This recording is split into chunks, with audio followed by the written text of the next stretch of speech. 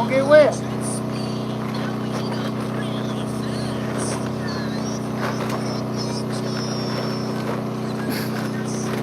Are you struggling? Yeah, I didn't want to make the hole too big.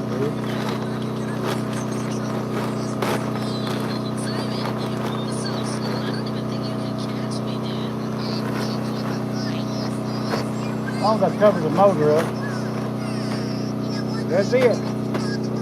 Right there. And that's waterproof. That corn sack. So